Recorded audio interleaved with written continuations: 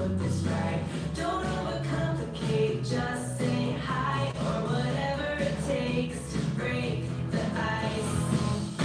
Don't walk away, there's more to say. I just need the courage to let you know what's on my mind. Like every time you pass by, something just feels right. Not empathy, it's energy locked up, that's ready to scream and shout. Won't make the same mistakes twice. Ready to shake up and break the ice.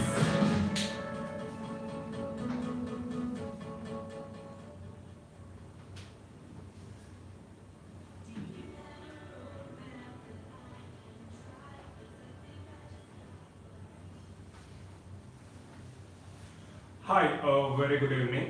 Hope you're all doing fine. Hi, Prithvi, Purvel, Vising, Angel, Komal, Preeti, Nandini, Akshat, Sonal. Hi, Srish, Kinjal, Preeti Adsul, Regina, Shilpa, Kedar, Shivaranjani, Dhanlakshmi, Srish. Hi, very good evening, all of you. So, we had some issue today with our sites because of the overload, because of heavy traffic. So we went for upgradation. So the process is complete just 1 hour ago. Even though the sites are still accessible throughout the day, but with some issues. So you can access sites unimpeded from tomorrow with better speed and also better access comparatively, right? So that's one good news we have, the end of the year. At the same time, so today we shall focus on key points from clinicals. Previous live session, if you remember, last Thursday, Eric, we covered key points from basic subjects. So today I chose clinical subjects and I've added few key points. So we shall discuss them in question and answer format, right? So rather than giving you the points as such, I'll be asking questions, trying to get answers from you, and then I'll be putting on board whenever appropriate, right? So before proceeding, hi Nitu, Bipin, Saili, I'm really sorry. I've seen your comment after completion of session, and thank you so much for your lovely feedback. So I assume this is your second live session, and I hope you would attend our live sessions from here on. Hi Sarjana, hi Dr. B.A. Hi Sirisha, very good evening. Right, so coming to the first question or first topic. You might have heard of various blood glucose levels, fasting, postprandial, random blood sugar. So we have different values, right? So as per American Diabetes Association 2010-2011, we shall first start with these values and then we'll proceed into the rest of the topics. So the first one, what is the normal fasting plasma glucose levels?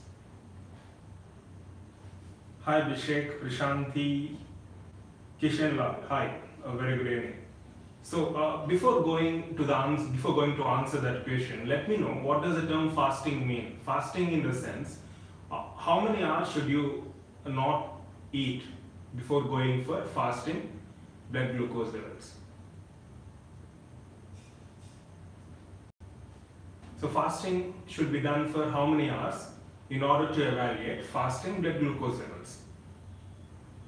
12 hours, 8 hours, good? Yes, it is 8 to 12 hours. As per ADA, American Diabetes Association, fasting is a term which is used when you don't eat anything for at least 8 to 12 hours.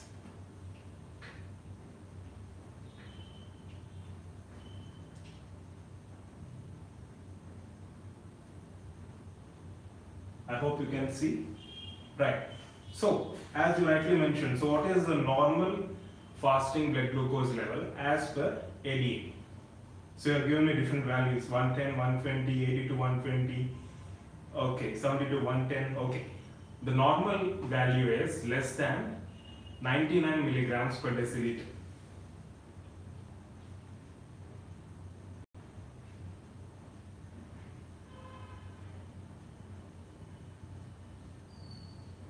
So this is the normal, right? The units are also very important.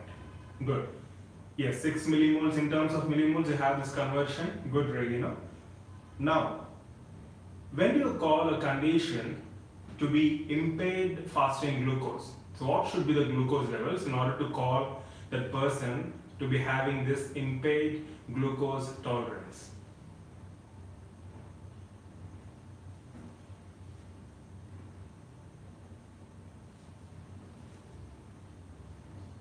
Based on the fasting glucose levels. I'm asking you all these questions based on fasting glucose levels. So fasting, the normal case is less than 99 milligrams per deciliter.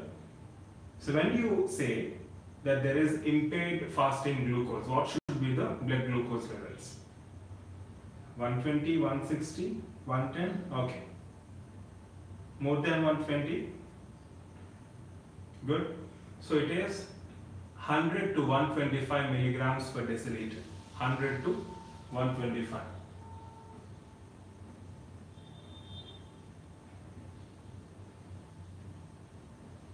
So glucose, oral glucose intolerance,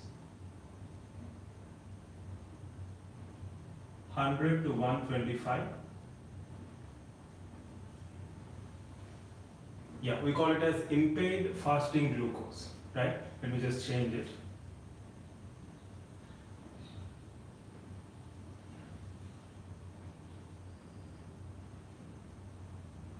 Impaired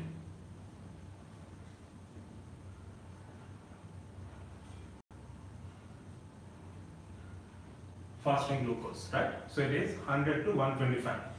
If it is 126 or more than 126, the fasting glucose levels, if it is 126 or more than 126, the case is said to be diabetes.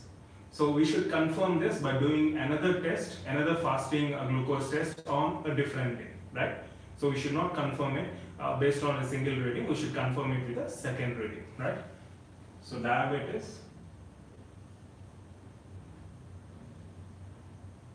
more than or equal to 126 milligrams per deciliter. Hi Niharika.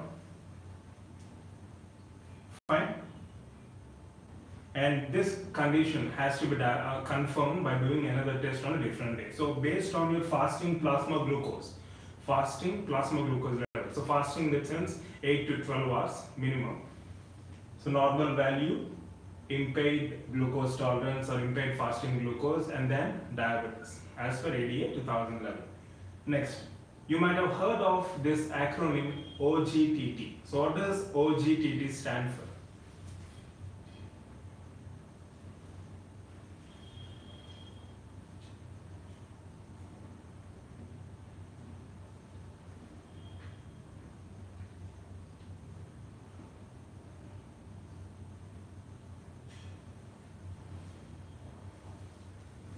Good. Hi Tabish, Nikita. Hi Sheikh. So it is oral glucose tolerance test, right? So how do we do it? Very good. So how do we do it? Yes, Sonal, Dhanalakshmi, Shruti, Purvil. Hi Guruparan. Hi Deepthi.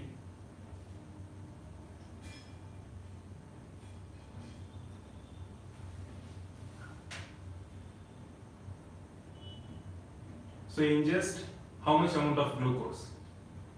Orally. Okay, Alankrita says 20 grams, 75 grams. Okay.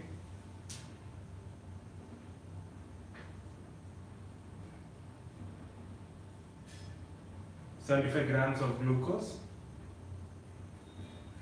Obviously it shouldn't be milligrams, right? Preeti? 75 grams of glucose. Glucose load.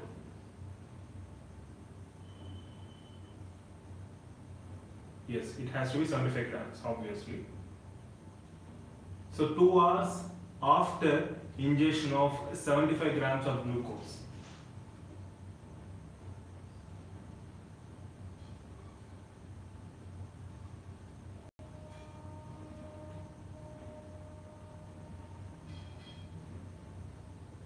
So we evaluate the blood glucose levels. So after doing this OGTT test, if the serum plasma level is less than 139 milligrams per deciliter,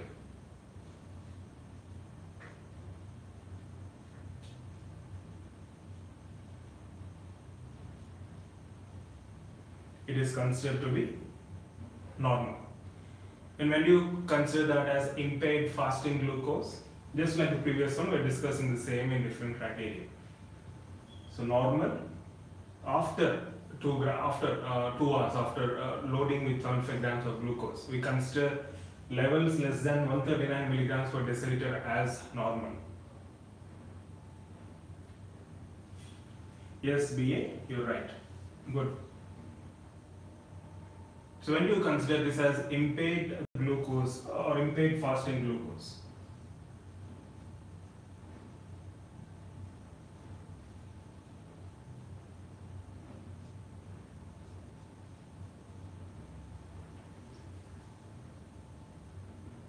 Good, Preeti. 140 to 199.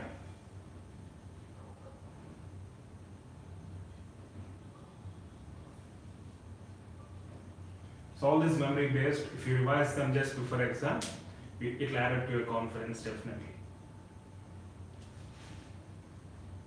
It has to be 140 to 199. More than or equal to 200. Diabetes.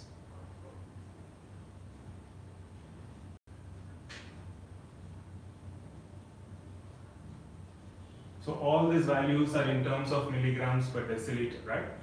OGTT, we administer 75 grams of loading dose of glucose. After 2 hours, we evaluate the blood glucose levels, and based on that, we give the appropriate interpretation, right?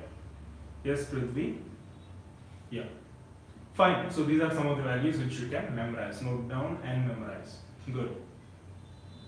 What are the various criteria for diagnosis of diabetes as per ADA specification? ADA in the sense American Diabetes Association, right? Not American Dental Association. So as per ADA 2010-2011, what are the criteria for diagnosis of diabetes? So I'll quickly ask you the questions. You let me know the percentages or values.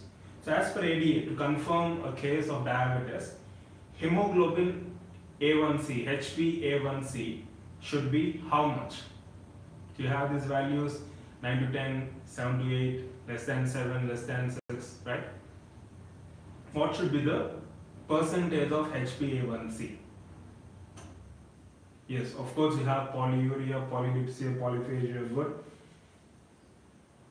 I'm talking in terms of lab values, HbA1c or fasting plasma glucose or 2-hour plasma glucose or OGTT or random plasma glucose. Of these we have discussed already the two. The fasting glucose should be more than 126 milligrams per deciliter or equal to 126 milligrams per deciliter. OGTT after 2 hours, if it is more than or equal to 200 milligrams. So these two fall under the criteria. Along with that, what should be HbA1c levels? In terms of percentage, HbA1c 6.5, greater than or equal to 6.5%.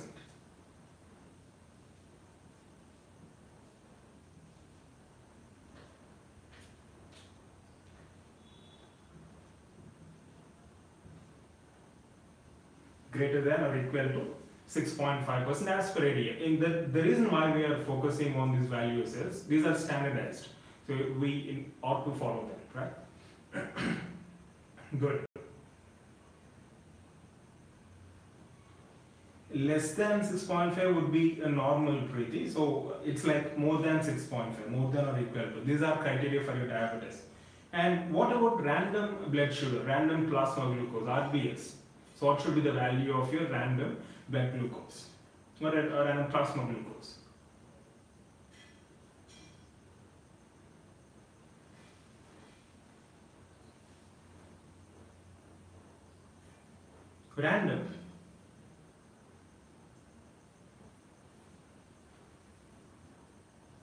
Random has to be more than or equal to 200 milligrams per deciliter, just like your OGTT.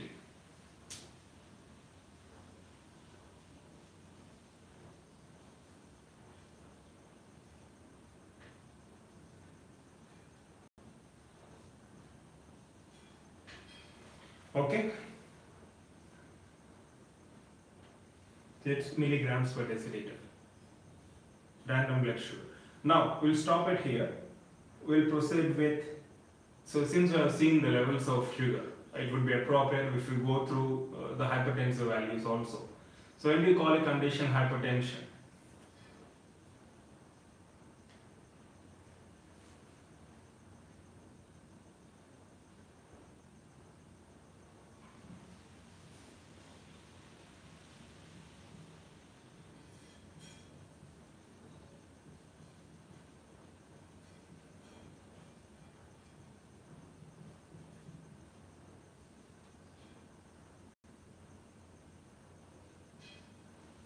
So we have this joint national committee which gives us the classification of hypertensive values in various age groups. So we'll focus on hypertensive values in adults. In patients who are more than or equal to 60 years old, systolic and diastolic blood pressure, as I said, the normal value is 120/80, that's fine. Hypertension, when do you call a person above 60 years as a hypertensive patient? What should be systolic and diastolic levels? Above 60 years or equal to 60 years. If it is more than 150/90.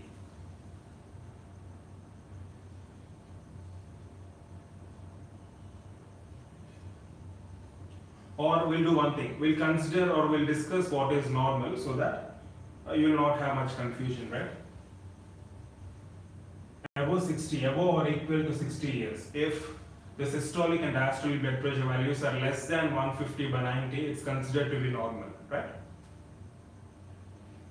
Above or equal to 60 years. Less than 60 years.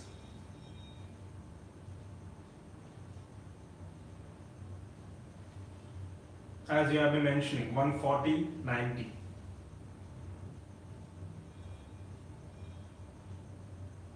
More than or equal to 18 years.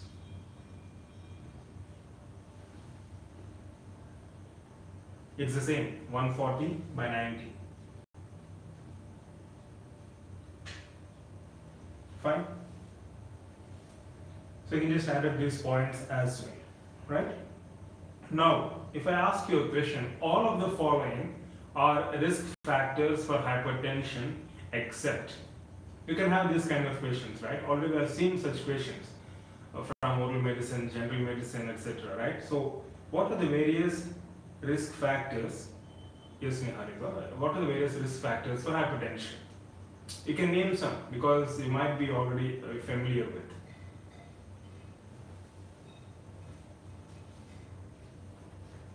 Risk factors, major risk factors for hypertension.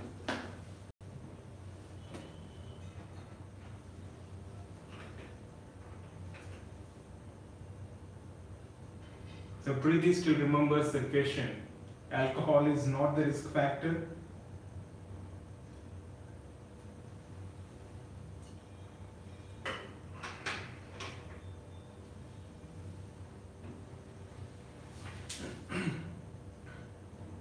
Good.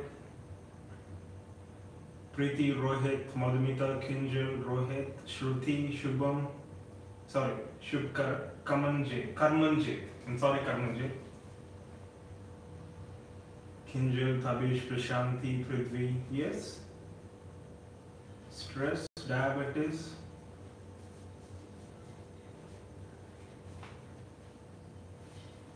Okay.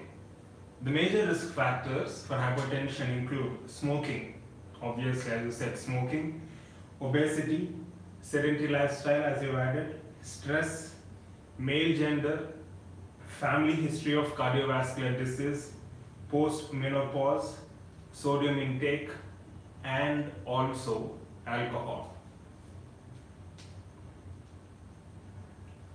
Alcohol has also been implicated as one of the risk factors.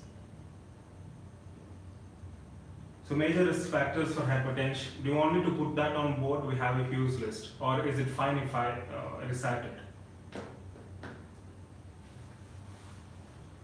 Smoking. So as you know, smoking, obesity, sedentary lifestyle, alcohol, stress, male gender, post-menopausal women. sodium intake, which are familiar, and also family history of cardiovascular disease. Okay, thank you for saving me. Too simple? So if at all they ask you all of the following are risk factors, major risk factors except, right? Now, name various cariogenic bacteria. Various cariogenic bacteria.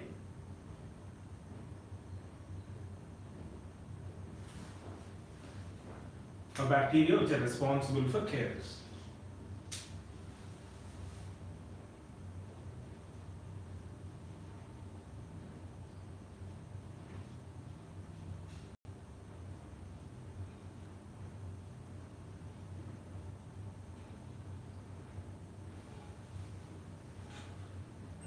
Good.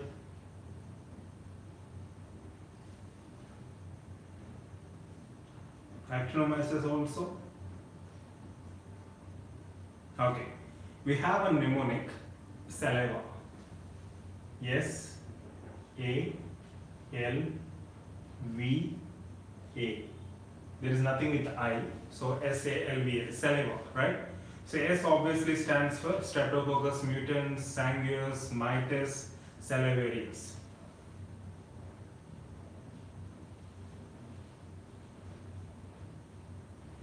A stands for, yes, Actinomyces viscus, Actinomyces nasalandi.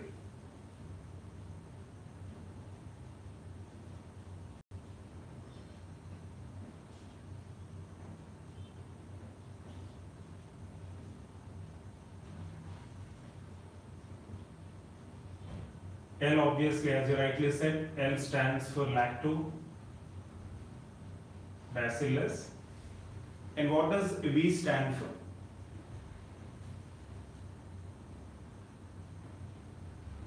Yes, Tabish. We'll discuss that point subsequently. Yes, so what does V stand for? Good. Good guess.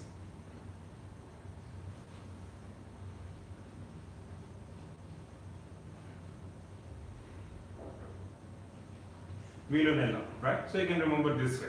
So as you know, what are the primary colonizers? Pit and fissure or smooth surface caries? Yes, Veillonella.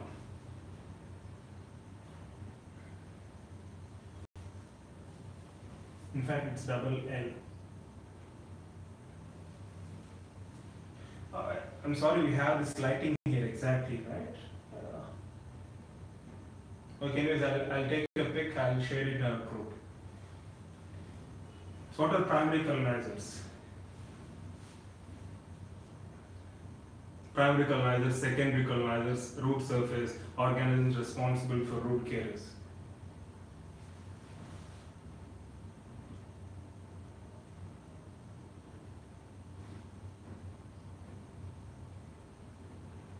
Yes, so Streptococcus, they consider to be primary. Lactobacillus species are considered to be secondary colonizers, whereas root caries is mainly because of Actinomyces, right? So I'll just write down here itself. Actinomyces are implicated in root caries. Pit and fissure or smooth surface caries, Streptococcus mitis mutans, okay, primary colonizers. Lactobacillus are considered to be secondary colonizers. So we call them as secondary because they cannot form colonies unless and until the primary colonizers form first. Okay, good. Yes, we have this colors, purple group. I'm glad you still remember, Namrata. You might have come across in Karanza, right? Yeah. So what are the various criteria for diagnosis of pit and fissure caries? So what are the various criteria for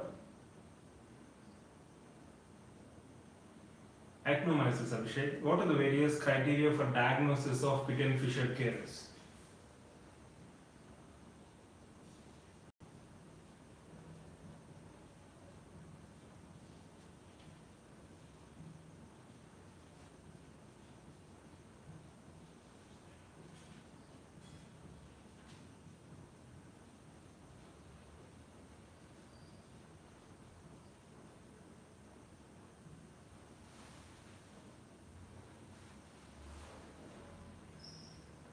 Good. So it can be radiographs, dyes, catch, probing. No, but we don't advise probing, right? Because there can be iatrogenic damage or cavitation. Yes, discoloration. Okay. We have a mnemonic for that. I hope you can see if I write here. F, L, O, S, S. Exactly. Right. So what does F stand for? Okay. Criteria for clinical diagnosis. Okay, not radiographic diagnosis. Criteria for clinical diagnosis. Good. So F stands, we can remember this mnemonic as flaws. F stands for flakiness. Flakiness of enamel. L stands for, as you said, loss of translucency. O stands for opacity because of decalcification.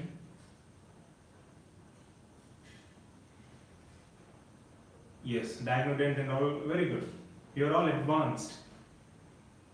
S stands for stickiness, the other S stands for softness at the base of pit and fissure caries.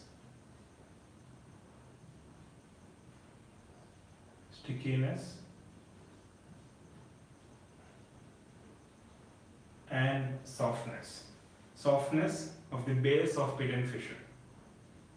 Yes, you have di-40 diagonodent, latest caries diagnostic methods. Yeah.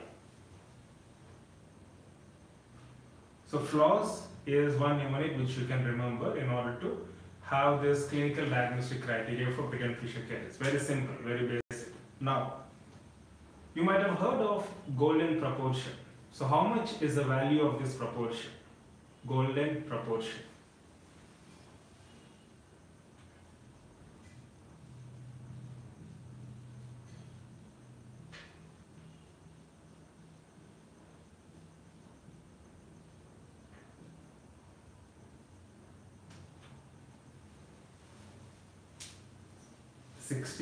Okay, 4 hours. What is this 4 hours? Proportion. Okay, tell me in terms of proportion, in terms of ratio, not in terms of percentage.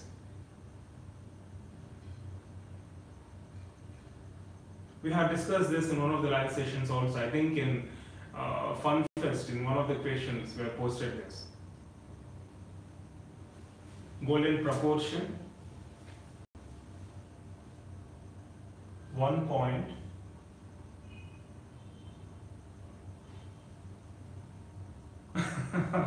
No, it's not golden period, golden proportion.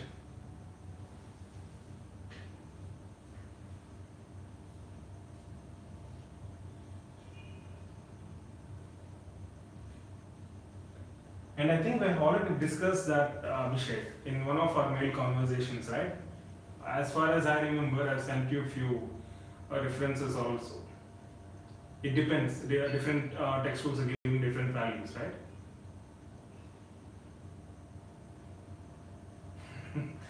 Okay. Okay, fearless Abhishek. It's 1.618 is to 1. Golden proportion.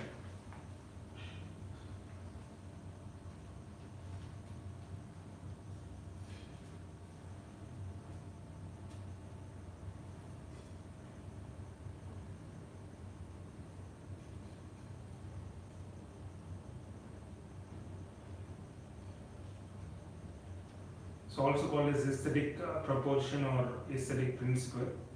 Fine.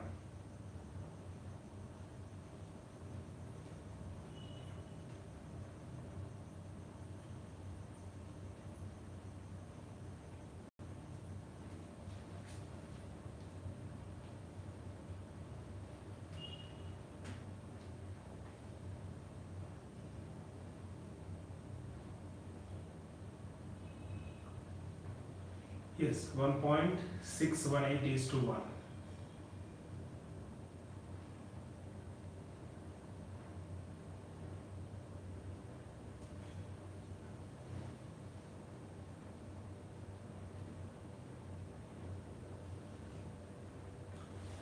Kinjal, golden proportion is a very interesting concept. We first heard of this when we were in our UG, when we were in our final year. One of our perio professors asked us to refer what is golden proportion. There is one book, in fact, on golden proportion in our library. So golden proportion is nothing but if you observe anything in nature, it can be living, non-living, anything. Anything which is aesthetic, seems to be aesthetic, is having a kind of proportionate arrangement. If you take your anterior teeth, for example, if you compare your central with lateral, if you compare the widths, for example, they follow this golden proportion. So it's mentioned that in nature, any aesthetic object or nature itself follows this golden proportion. Arranging things in this kind of golden proportion adds up to aesthetics, enhances aesthetics. You can just Google golden proportion images. You'll find lot many images pertaining to the same, right? It's considered to be an aesthetic principle.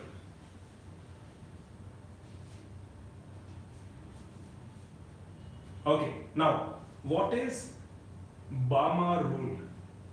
B-A-M-A, Bama rule.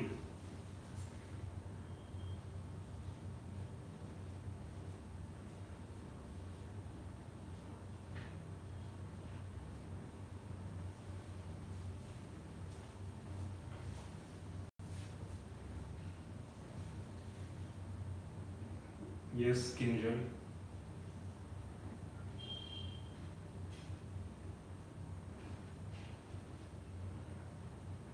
I think you can see, right? B-A-M-A, Bama rule.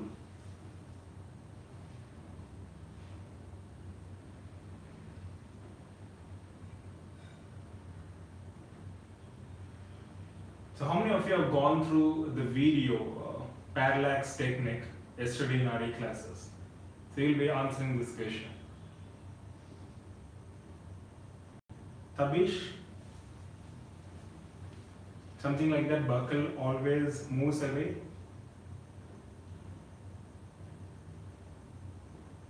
Yes, Manasi.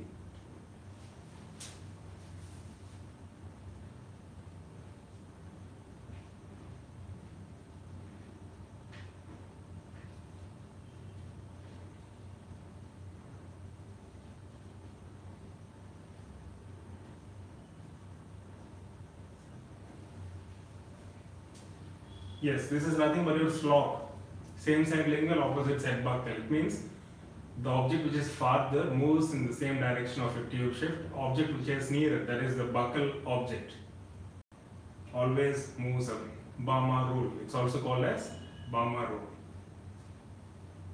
Yes, buckle object true. Good. Now, which is considered to be the most common facial fracture? Yes, Abhishek, glad to hear that. Which is considered to be the most common facial fracture?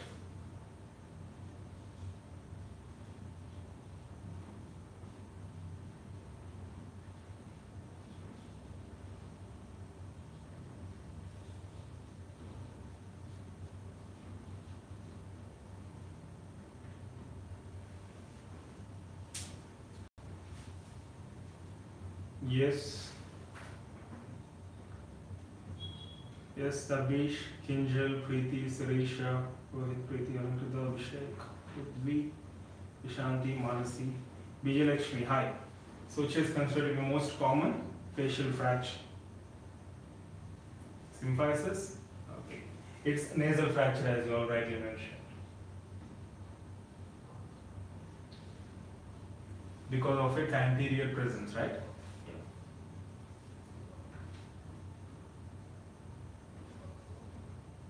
Okay.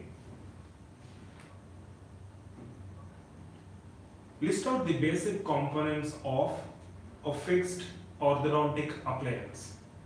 The basic components of fixed orthodontic appliance.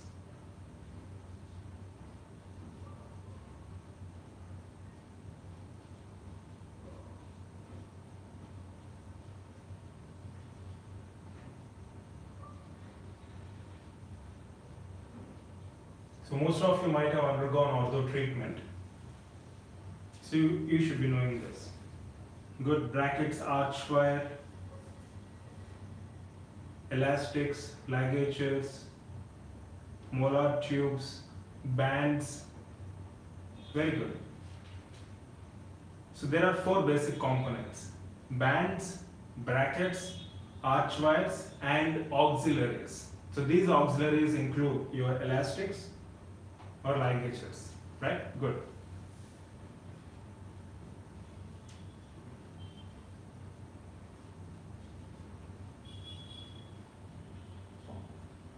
Bands, brackets, arch wires.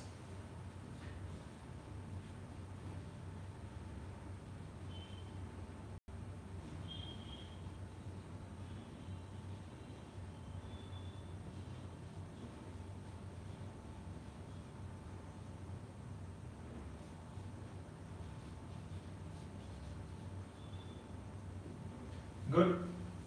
Fantastic. So you know the basic components, right? So which one is the most common cause of malocclusion in case of children or in case of adults? Which one? The question is the most common cause of malocclusion. One of the most common causes of malocclusion.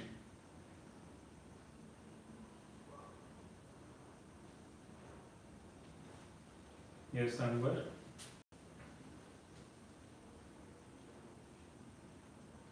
Is it hereditary, or is it because of loss of teeth, or is it because of inadequate management of space after loss of teeth? So I've given you options.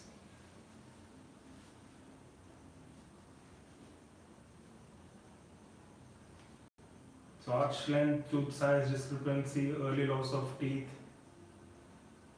Okay.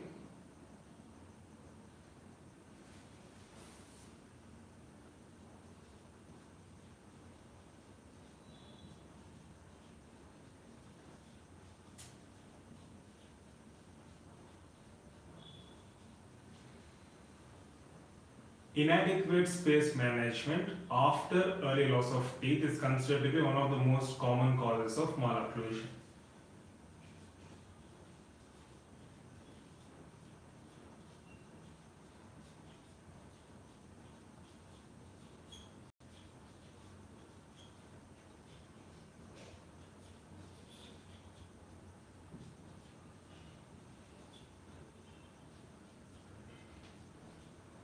And Manasi, previously you were saying that symphysis fracture is also the most common fracture, right? If you have any reference or percentage values, do share with us so that we can look into that once again. Yes. So as you rightly said, early loss of primary teeth, after which if you fail to manage the space effectively, then obviously there can be malocclusion. And you might have heard of rule of 10 in case of surgery. So where do you come across this rule of 10? Yes, Anwar, even habits can be the reason. It can be even hereditary. So where do you come across rule of 10?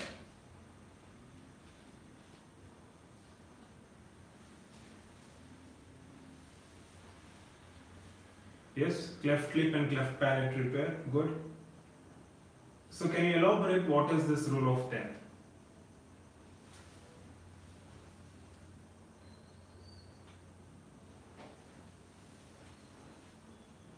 Good math. 10 weeks, 10 pounds, 10 percentage. 10 grams per deciliter hemoglobin. Okay. Good.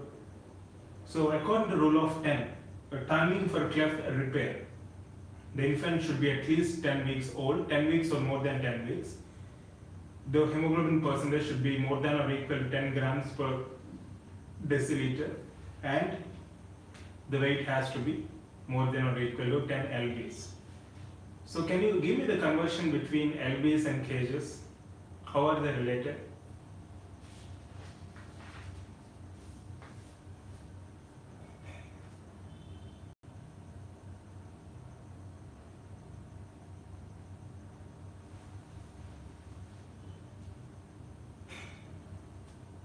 Yes, Nandini, Guruparan, Abhishek, Preeti, Prashanti, Kinjal, right.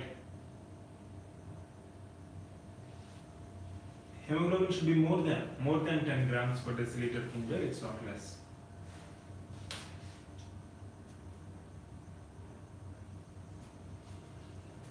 So how many of you have Googled it?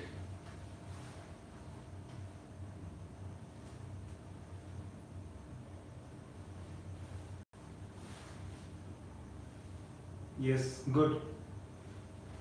So 1 lb, 0.645. It's 0.4. It's 0.45 kg, right? Yeah. Yes, Manasi. Okay, good.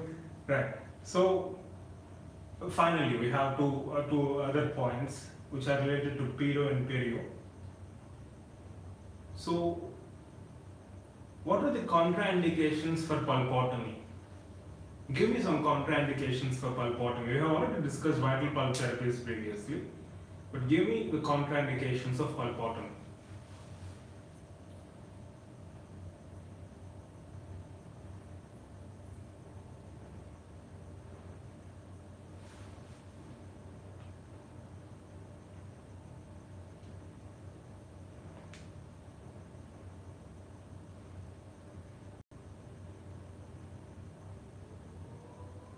Has it got anything with the root structure of primary teeth? If you're planning for pulpotomy of a deciduous tooth, has it got anything to do with the root structure? Yes, good. Periapical pathology, hemorrhage very severe, root resorption, fantastic. Draining sinus, very important. Yes, presence of periapical lesions. Good, wonderful. So, primary teeth with insufficient root structure, less than 2/3 of remaining root length, internal resorption, furcation perforation, sinus tract or periradicular radiolucences, etc. So, these are cases where you don't advise pulpotomy, we advise extraction. Good. Now, finally, related to perio. You might have heard of different stages of gingivitis. Can you briefly tell me what are all the different stages of gingivitis? Yes, furcal abscess, yes, Anugia.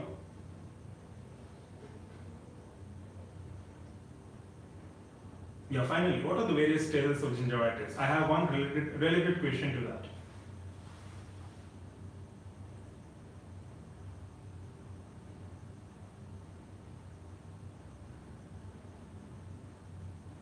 Early, intermediate, advanced, established.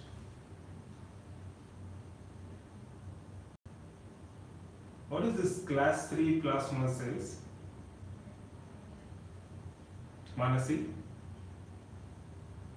You're answering my question.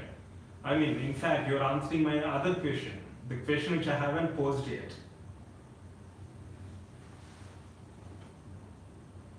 Yes, Abhishek, BA, Shruti, right. So we have transient or incipient stage, developing stage, chronic stage, right?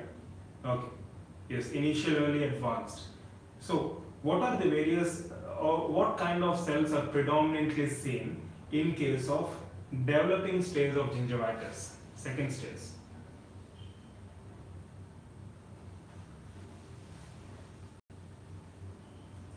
Cells which are predominant in developing stage of gingivitis.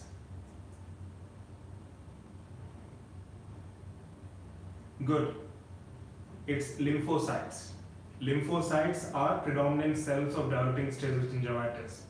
Which cells are predominantly seen in case of chronic stage of gingivitis? Yes, lymphocytes, developing stage of gingivitis. Chronic stage of gingivitis, what are the predominant cells? Yes, Sirisha, Preeti, Abhishek, Prithvi, Kinshal, Mayor, Shruti. Yes, Preeti, Axel, Manasi. It's plasma cells. Good, impressive. So plasma cells are cells which are predominantly seen in case of chronic stage of gingivitis.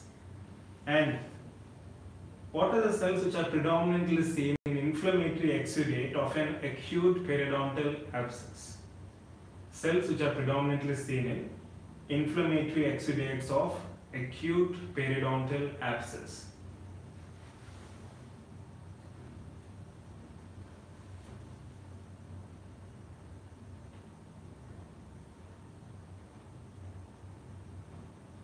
Yes, Preeti, Sirisha, Angel, Preeti, Axel. We have two Preetis today. Tabesh, Dr. B.A., Gurupar, and Sonal, Prithvi.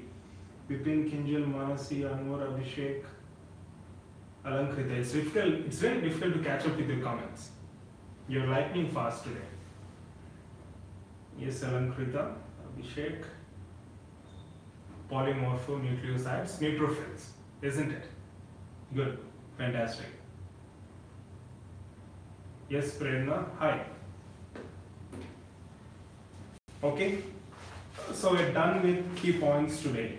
So I've selected key points in such a way that you've seen it. So memory based and those which we are already familiar with in order to reinforce the basics. The most important thing here is reinforcing what we already know rather than focusing on new things at this junction, right? I hope all these concepts are familiar to you. So I hope you have got them reinforced in this live session. And you have any issues, any problems associated with your preparation, drop a mail. And also often I'm getting mails these days that we're having fear for exam. So we have discussed in detail regarding that in one of our live sessions and also in recorded videos as well. So fear, in fact, is good. To have fear is a good thing.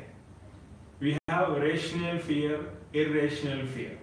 Having a rational fear will allow you to do things properly, to be more cautious, and you'll plan your day properly. In terms of preparation, I'm talking about.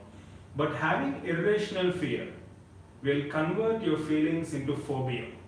This I'm not saying on my own. I've referred some literature, some scientific literature. I'm giving you the information. Having the rational fear is very good. So don't be under assumption that I'm having fear, maybe I'll not perform well. That's wrong. That's totally wrong. Having a reasonable fear, because to have fear, your brain, there is some cognition happening. It's a learning process. In fact, it's a natural mechanism in order to save yourself from any unexpected event, unwanted event. So fear, reasonable fear, rational fear is good, but irrational fear will make your feelings into phobia. Then there starts the problem. You'll definitely have loss of memory. You'll feel more anxious. You'll not have presence of mind, and that will spoil your entire day.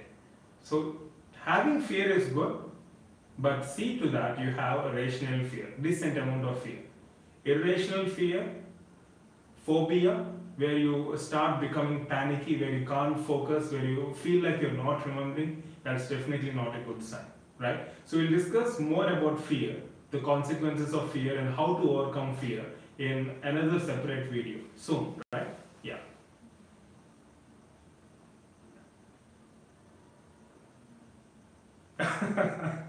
It's not pedo, Prithvi. Okay, anyways, I didn't refer to pedo. I referred some standard medical journals in order to understand what this fear is all about.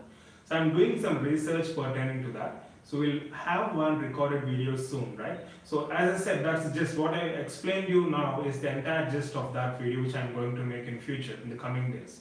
So having fear is good.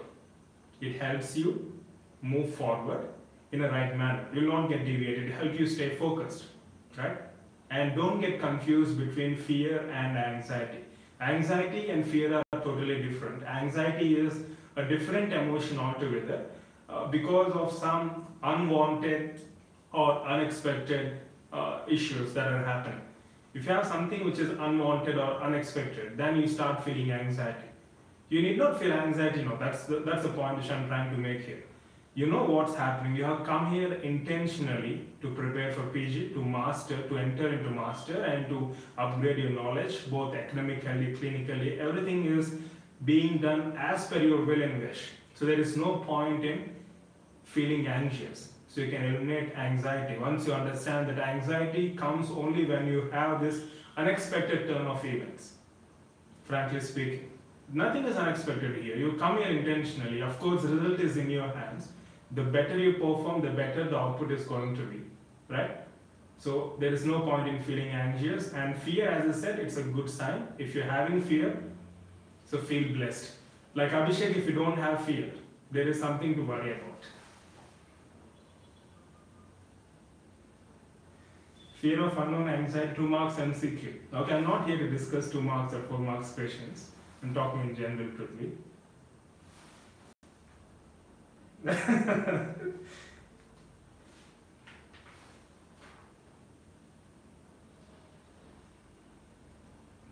Yes, Anugya. And I think you're attending our live session for the first time. So thank you very much for your wonderful and valuable feedback. It's that kind of feedback which keeps me moving forward. Yes, you're all welcome. So you're talking about jet speed, air speed. Yes, Anwar, you're welcome. Yes, Dr. B, this is more important. Excess fear or irrational fear or phobia can lead to freezing. As you said, your brain is frozen. A condition of temporary or partial, temporary paralysis. So even that's not warranted here, right? Yes, Kinjal, glad to hear that, and thank you so much for your feedback.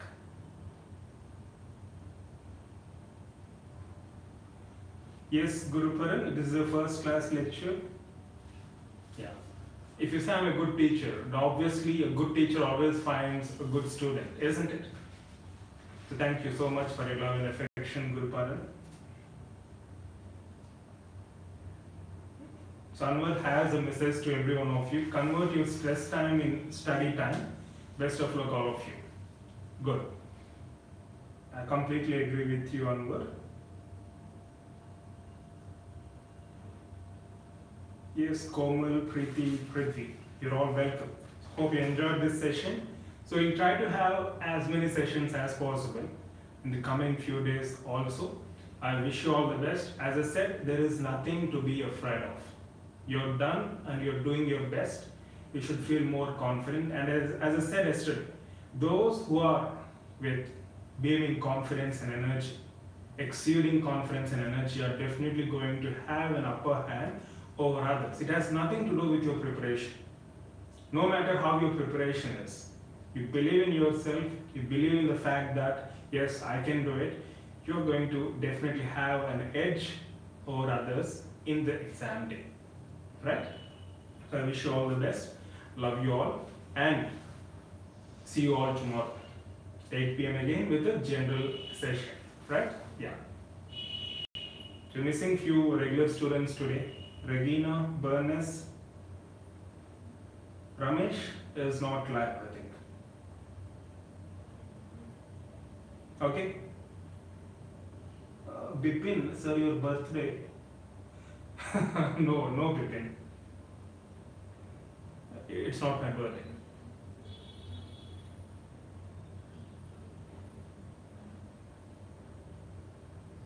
Yes. So she'll break then. See you tomorrow at 8 p.m. Yeah, bye. Love you all.